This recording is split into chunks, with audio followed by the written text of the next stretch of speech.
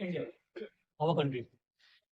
Today, globally, our country is establishing a lot to the industrial phase or to the any other phase, either to the researches and extra. India is now being a recognized country. That we all know. लेकिन इन सब के पीछे there is a dark phase which we aren't aware of it. तो आज की कहानी में क्या है कि इंडिया की वो कौन सी कहानी है जिसके बारे में हमें बहुत कुछ उसके बारे में पता नहीं होता है। बस हमने आसपास की चीजों को देखा, रिकॉग्नाइज किया और चीजें हमें उसके बारे में लोग जानने की कोशिश नहीं करते। तो क्या है कि यूएनडीपी की एक रिपोर्ट थी, उस रिपोर्ट में ये बताया गया कि एमएमआर ऑफ इंडिया मतलब maternal mortality rate of India जो कि 103 आउट ऑफ पर 1000, उसके अलावा जो कि पहले 113 थी अब 103 हुई है। ये तो एक रिपोर्ट है, बट इसके अलावा the main reason behind this is all about what is the current age for a girl child to get married, जो कि अभी आप रिपोर्ट देखोगे, यूएनडीपी का ही रिपोर्ट देखोगे तो आपको मिलेगा 43% of the females are married at the age of 14 to 18. Okay, a ratio is estimated that girl child which gives birth to a newborn baby at the age of 15 to 19 is considered as 43 per 1000. वो आप record जब major करोगे ना तो आपको reality असलियत पता चलेगा एक चीज का कि where do we all lag behind. It's all about our mentality. आज भी हमारी डेवलपिंग नेशन जिस मोड़ पे पहुंच चुकी है, बट वहां पे हम लोग कहाँ क्या कर रहे हैं कि हमारी जो फीमेल्स हैं उनको एक चीज के बारे में जानकारी नहीं होती, खास जो सबसे ज्यादा जरूरी है अबाउट रिप्रोडक्टिव हेल्थ। आज आप इस चैप्टर को अच्छे समझो अब कि हाँ इसमें क्या क्या डिस्कस करते हैं। तो क्या होती है कि एक रिप्रोडक्टिव हेल्थ को मेंटेन करने के लिए एक फीमेल को या फिर उसके पार्टनर को क्या किस तरह से आप चीजों को एस्टेब्लिश करो कि ताकि the pleasure which you require is attend without any cost, because the cost which you pay for it is quite large. So आज के टॉपिक में आते हैं, डिस्कस करते हैं क्या है कहानी। तो कॉन्ट्रासेप्टिव मेथड की बात करते हैं हम, ठीक है। कॉन्ट्रासेप्टिव मेथड में क्या होता है, इसमें 3 मेथड है। कौन कौन सा है? पहला नेचुरल मेथड। जो कॉन्ट्रासेप्टिव मेथड बेसिकली है क्या, इसमें ये कहता है क्या कि आप अनवांटेड प्रेगनेंसी को कैसे क्लियर कर सकते हो, या तो फिर उसको समझो चीजों को कॉन्ट्रासेप्टिव रिपोर्ट पे, कॉन्ट्रासेप्टिव मेथड पे। नेचुरल मेथड, फिर हुआ बैरियर मेथड, और तीसरा सर्जिकल मेथड। तो इस चार्ट को प्लीज ध्यान समझना, मैं बता रहा हूँ आपको हर जगह ये काम देगी, नॉट इन ए करिकुलम। मैं पहले बोलता हूँ कि करिकुलम में वो तो काम देना ही देना है भाई, 12th वाले बच्चे हैं उनके लिए कंफर्म है काम देगा वो, सीओटी है, चाहे नीट का भी, नीट वालों को भी काम देता है कंफर्म है। लेकिन इसके अलावा for your general knowledge and your general awareness आप इन चीजों को जरूर जानो, मैं बोलता हूँ प्लीज जानो। तो क्या होती है, अवॉइड टैबू, मतलब कि माइंड में ना टैबू बना के बैठे ना कि हाँ भाई ये चीजें स्टीरियोटाइपिक इमेजिनेशन क्रिएट कर चुके हो इसके लिए कि हाँ भाई ये गलत है, इसके बारे में क्यों बात करें, कैसे बात करें, नहीं प्लीज अवॉइड इट। तो समझते हैं, देखो नेचुरल मेथड में क्या है, 3 चीजें। पहला कौन सा, लैक्टेशनल एमनेरिया, लैक्टेशनल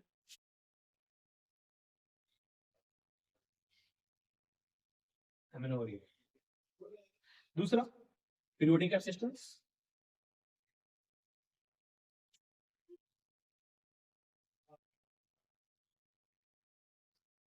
तीसरा क्वाइटस इंटरप्टस।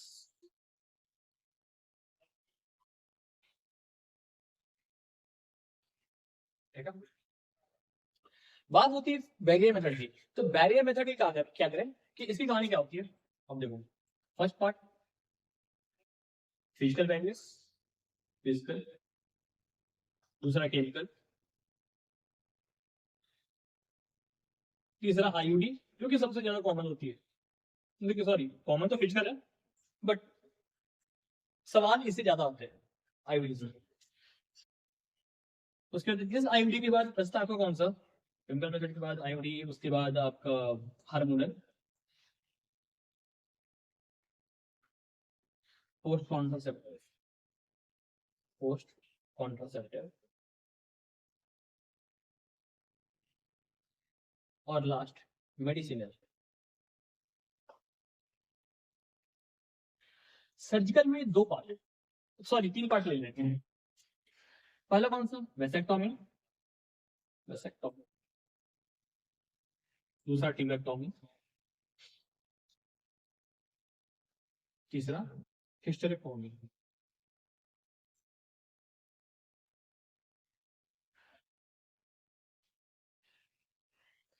तो ये कंप्लीट चार्ट है, आप चाहो तो स्क्रीनशॉट ले सकते हो।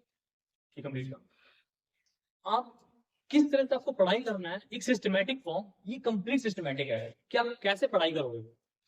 एक आप ऑर्गेनाइज तरीके से पढ़ाई करते हो तो चीजों को ना आप अच्छे से समझते हो कि हाँ भाई क्या इसके बाद क्या, इसके बाद क्या, और किस तरह चीजों को पढ़ें। क्योंकि अगर ये आपको याद है ना, मैं बोल रहा हूँ क्लास 12 का जो एनसीईआरटी है, उसका एक चैप्टर है रिप्रोडक्टिव हेल्थ, उसमें पूरी कहानी यही है। लास्ट में एमटीपी देता है थोड़ा सा, एमटीपी के बारे में चर्चा है, उसके बाद एमिनोसाइटोसिस की चर्चा है, वो सब चीजें वो है। बट मेन बेसिकली जो जहां सवाल ज्यादा पूछते हैं वो ये है। और सेम कहानी क्लास 10 में भी है, 10 को भी पढ़ना है थोड़ा सा, थोड़ा बहुत उन लोगों को पढ़ना है। बट मैं बोलूंगा वो लोग पूरा जानकारी लेंगे ताकि इससे आगे चीजें क्लियर होंगी। जो नेट की तैयारी, नेट के तो काम कम नहीं है। देखो इन चीजों को वन बाय वन करके पढ़ते हैं। और देखो अभी मैं बता रहा हूँ, पहले तो बोल रहा हूँ एक चीज को कि इनके सामने आप इस तरह से खुद का चार्ट बनाओ। चार्ट बनाने के बाद इनके सामने एग्जाम्पल लिखना, बता रहा हूँ ये काम का चीज है, बहुत जरूरी है। एग्जाम्पल से ही सवाल आते हैं, तो ध्यान देना। तो पहला मेथड क्या बोलता है? नेचुरल का बात करते हैं। तो नेचुरल में क्या बोलता है? पहला है कौन सा? Lactational amenorrhoea.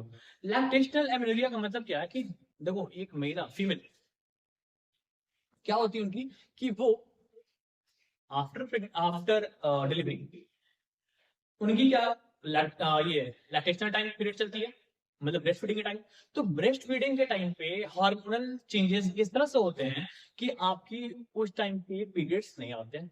तो अगर पीरियड्स नहीं आ रहे, मतलब ओवुलेशन नहीं हो रही वहां पे उस समय पे, तो उस खास समय पे अगर आप एक इंटरकोर्स, यूज वर्ड समझना, इंटरकोर्स, तो उस इंटरकोर्स के दौरान अगर आप मतलब उस इंटरकोर्स आप जानते हो, तो पक्की बात है कि आपकी चांसेस बहुत ही कम होती हैं, सॉरी चांसेस थोड़ी कम होती हैं कि जिससे आप प्रेग्नेंट हो। ठीक है, तो ये एक मेथड है। मतलब कौन सा? Lactational amenorrhoea.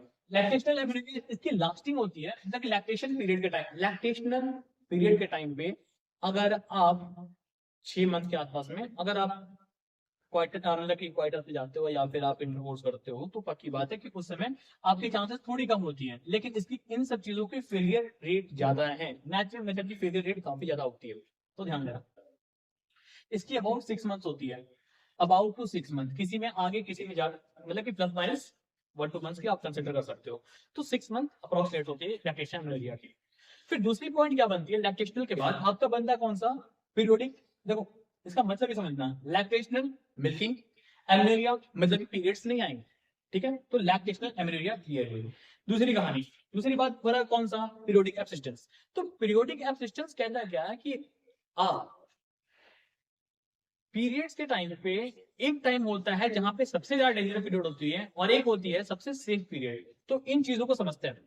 देखो ये सबसे बेस्ट मेथड होता है मेरे अकॉर्डिंग, मैं बता रहा हूँ रियलिटी में ये सबसे बेस्ट मेथड होता है अगर आप तरीके से इसको फॉलो करो। देखो कैसे, इस पार्ट को प्लीज बोल रहा हूँ बहुत ध्यान से समझना, बहुत काम का चीज है। अब देखो फीमेल में 28 डेज की साइकिल होती है, डन है।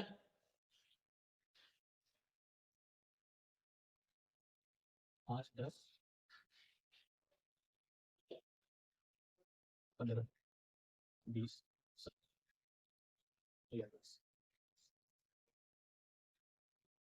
देखो कहना क्या चाहता है, 1 to 5 डेज, ये कौन सा वे? ये पीरियड्स के टाइम में मेंसेस, 1 से 5 दिन तक आपके मेंसेस चलते हैं। देखो कुछ लोग होते हैं कि मेंसेस के टाइम पे भी इंटरकोर्स करते हैं, तो वो उनकी पर्सनल चॉइसेस होती हैं, कुछ लोग चाहते हैं वैसा। But at the time of menses अगर आप अनप्रोटेक्टेड सेक्स करते हो या अनप्रोटेक्टेड किसी तरह से आप ये इंटरकोर्स पे जाते हो, तो उस टाइम पे वर्नेबिलिटी रिगार्डिंग द डिजीजेस और the STDs is quite more, means it is to the peak, की चांसेस बहुत ज्यादा होती हैं अनप्रोटेक्टेड का टाइम उस समय। तो उन चीजों को थोड़ा ध्यान देना।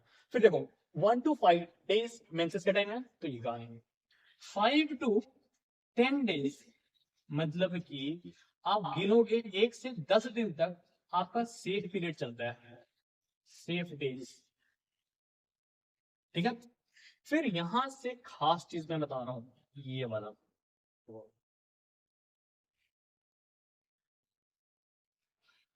ये जो डेज है ना 10 to 17 डेज, मतलब कि काउंटिंग ध्यान से समझना, काउंटिंग बहुत जरूरी है। 1 से 5 दिन, 5 से 10 दिन तक सेफ है, मतलब कि पहला 10 दिन सेफ है। इस 10 दिन से 17वां दिन 10 डेज टू 17 डेज ये आपका सबसे डेंजर जोन है, डेंजर एकदम सीधा। यही टाइम होती है, इसमें 14th डे जो होता है, ये 14th जो हुआ ये आपका टाइम होता है ऑब्जर्वेशन का। और ये सबसे ज्यादा, मतलब कि ऑब्जर्वेशन से 3 दिन पहले 3 दिन बाद, ऐसा सोच के चला करो। तो 3 दिन पहले 3 दिन बाद ये सबसे डेंजर जोन होता है। तो ये डेंजर जोन हुआ कितना, 10 से 17 दिन, ये जोन आप ऐसा मानो, इसको लिखो डेंजर। ये 10 से 17वां दिन जो हुआ ये डेंजर जोन हुआ, ये सेफ, ये कंप्लीट है। अब इस 17 से 28 दिन जो यहाँ पे बनता है 11 डेज, 11 डेज ये फिर से वापस आपके फिर से सेफ डेज होते हैं। तो पूरी कहानी को एक बार में समझते हैं कैसे। अगर एक लड़की के अंदर में पीरियड साइकिल या फिर मेंस्ट्रुअल साइकिल के टाइम में 1 to 28 डेज की साइकिल है, तो उसमें 1 से लेके 5 तक जो कि मेंसेस का टाइम है, 5 से लेके 10 तक आपका सेफ पीरियड है। और उस 10th डे से लेके 17th डे तक आपको किसी भी इंटरकोर्स में नहीं जाना है। और उस टाइम पे सबसे डेंजर जोन होती है, अगर आपको फर्टिलाइज करना है तो वो जोन सबसे बेस्ट होता है। और 10 से 17वां जो डेंजर जोन के बाद अगर 17 से 28 दिन जो बनता है लास्ट, वो चीज कंप्लीट सेफ जोन होती है। मतलब कि 1 से 10 दिन तक आपका सेफ, 10 से 17 डेंजर जोन, 17 से 28 दिन डेंजर सेफ जोन, सॉरी। तो ये कंप्लीट साइकिल आपके लिए, ठीक है। आया अब ये हुआ आपका पीरियोडिक एब्सिस्टेंस। तो यही पीरियोडिक एब्सिस्टेंस ये मेथड होता है कि आपके 10-17वां दिन डेंजर है। फिर आगे थर्ड होती है कौन सी, क्वाइटस इंटरप्टस। क्वाइटस इंटरप्टस मतलब क्वाइटस के टाइम पे, मतलब कि आप एज अ जब आप इंटीमेट कर हो रहे होते हो तो उस टाइम पे क्या होता है, इंटरकोर्स के टाइम पे आपकी इजैकुलेशन से, जो कि इजैकुलेट आप अंदर करते हो इन द वेजाइना, आप उस चीज को आउटसाइड करते हो, मतलब कि बेसिकली जो पेनिस को आप सीधे सीधे बाहर निकालते हो बस। मतलब कि इजैकुलेशन आप अंदर ना करके बाहर करते हो, ये होती क्वाइटस इंटरप्टस। मतलब क्वाइटस के टाइम पे आप इंटरप्ट कर देते हो उसको, क्वाइटस इंटरप्टस मतलब पेनिस को बाहर निकालकर इजैकुलेट करती खत्म कहानी की बात, ये चीज। तो ये मेथड होगा, 3 मेथड। तो नेचुरल मेथड ये है। देखो इसकी भी ये तो आपकी आप पे डिपेंड करती है कि आप कैसे इसको सजेस्ट करते हो कि अपने आपको मेंटेन कर पाते हो इस चीज का। तो ये मेथड नहीं, वो ब्रीडिंग जो कि आप फीमेल्स के बेसिस पे है, और लैक्टेशन ये फीमेल की कहानी है। फिर बेसिकली ये लड़कों को भी जानना चाहिए, बहुत जरूरी काम होता है। फिर होती है बैरियर मेथड। तो बैरियर मेथड में क्या होती है, पहला फिजिकल मेथड। तो फिजिकल मेथड में क्या है, पहला कौन सा फिजिकल में, कॉन्डम्स। देखो मैं अच्छे से एग्जांपल कर रहा हूँ, ये हटा देता हूँ।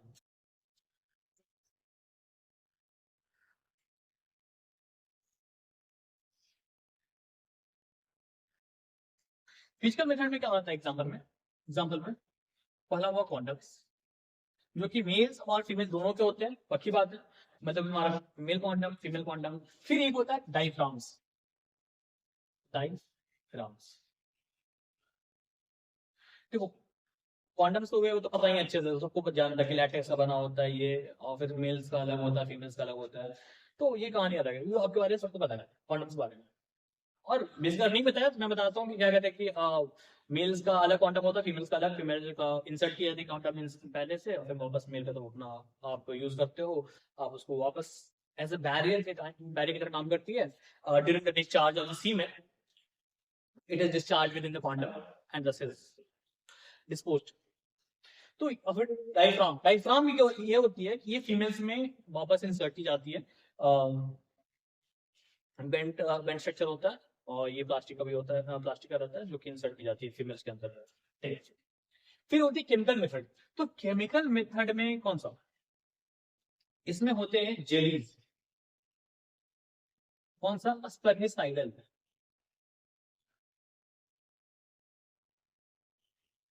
स्पर्मिसाइडल। तो स्पर्मिसाइडल जेलीज या फिर spermicidal creams, creams and jellies दोनों होते हैं।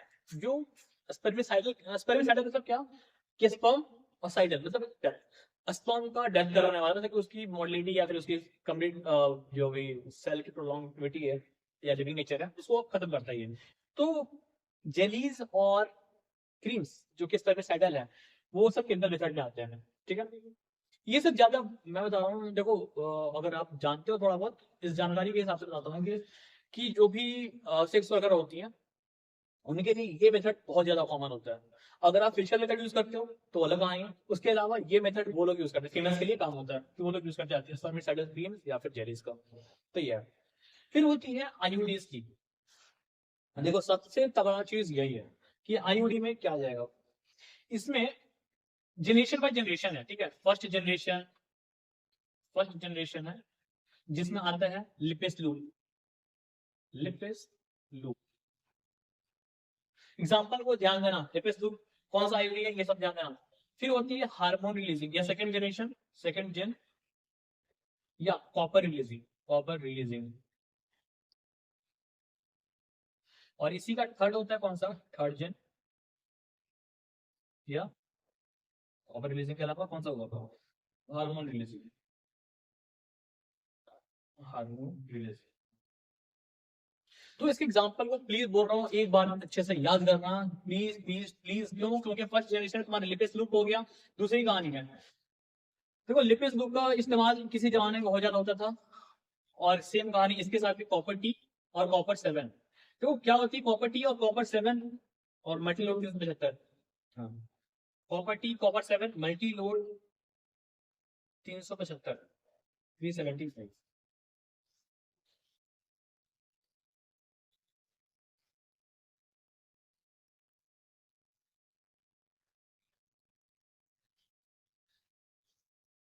Copper copper T copper 7 multi load 375, ये हुआ दो कॉपर रिलीजिंग आईयूडी, हार्मोन का ब्लड।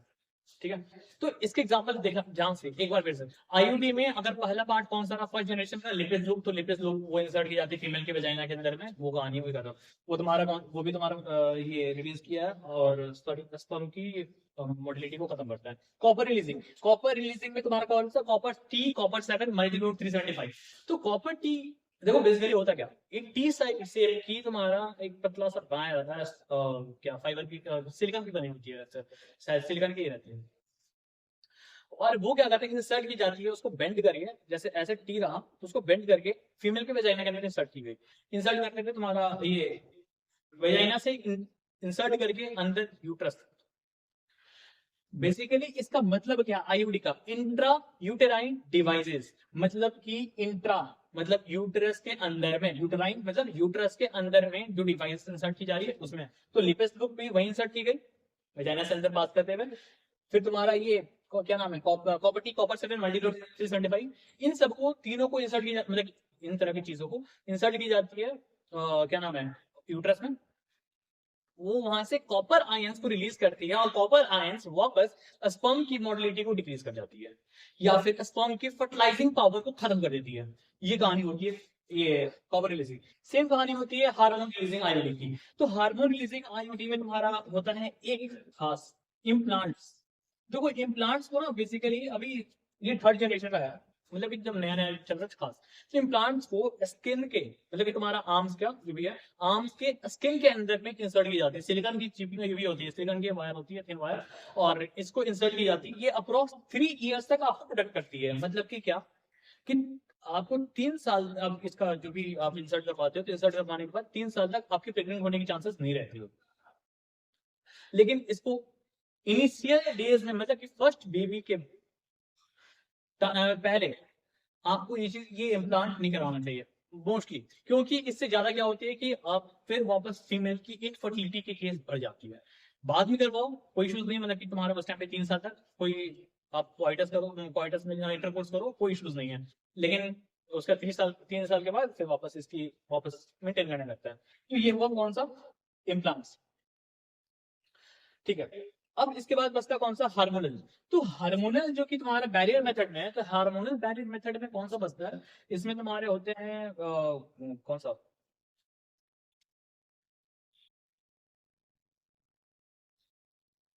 हार्मोनल में आगे कौन सा, पिल्स। तो पिल्स की चर्चा करें तो पिल्स वाले में तुम्हारा, इसमें आगे पिल्स, तो पिल्स वाले में चर्चा करते हैं। तो इसमें क्या होती है कि वो तुम्हारा मतलब कि फीमेल की बॉडी के अंदर में चेंजेस करता है उसके हार्मोन को बैलेंस करने में। तो क्या होता है कि हार्मोनल इम्बैलेंस क्रिएट करता है।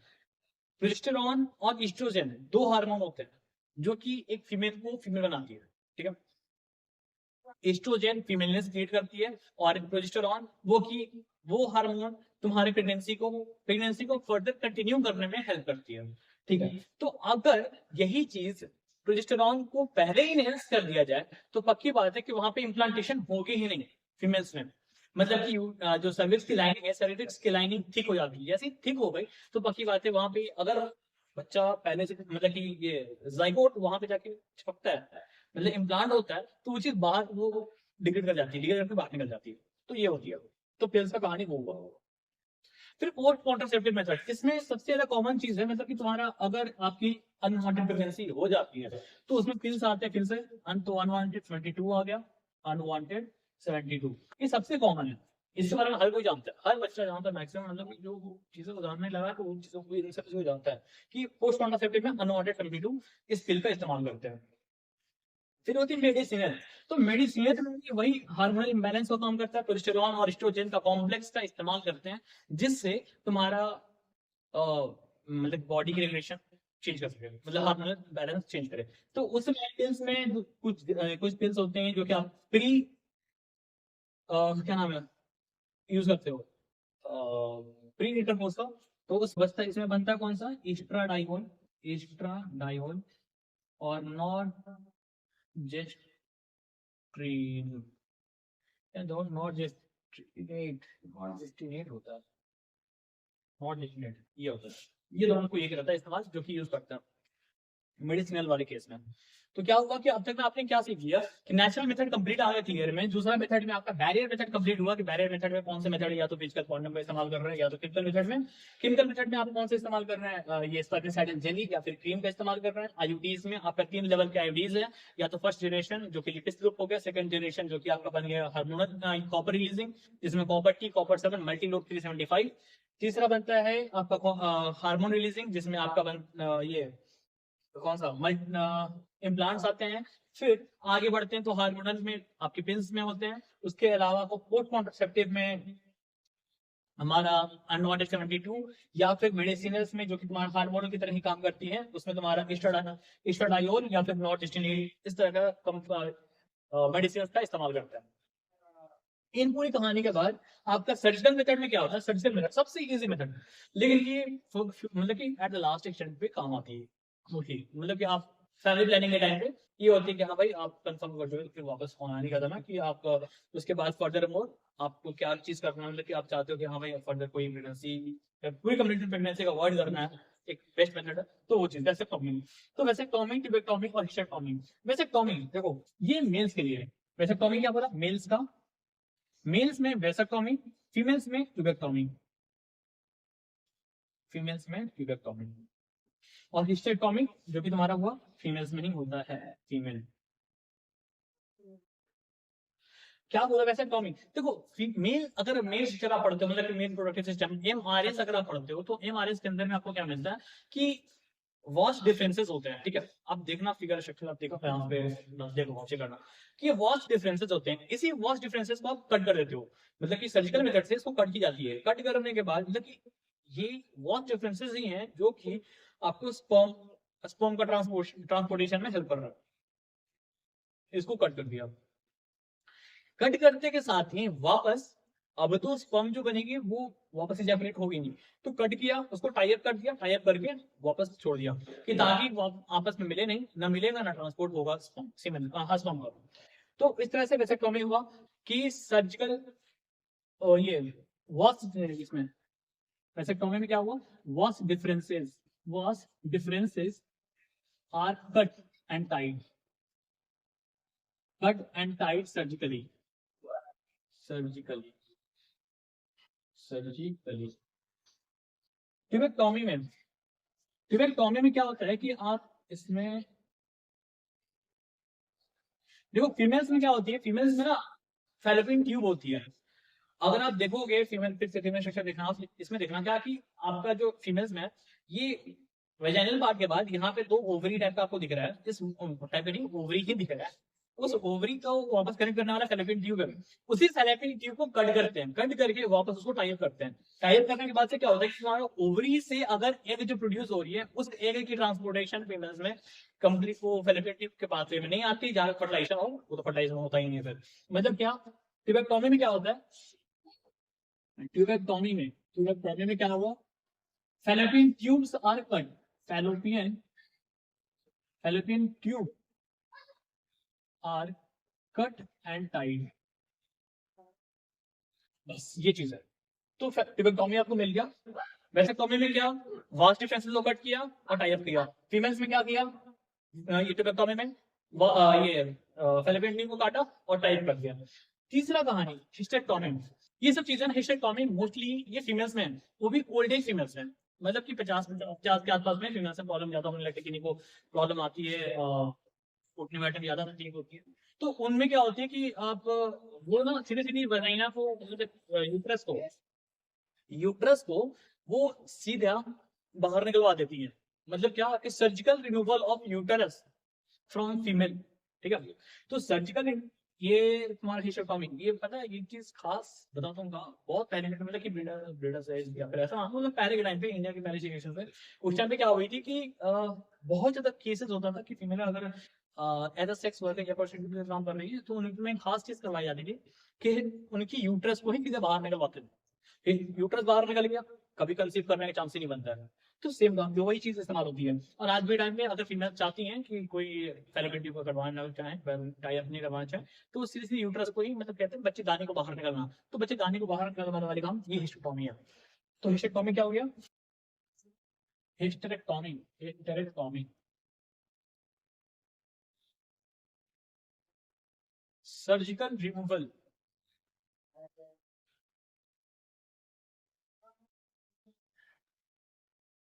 Surgical removal of uterus.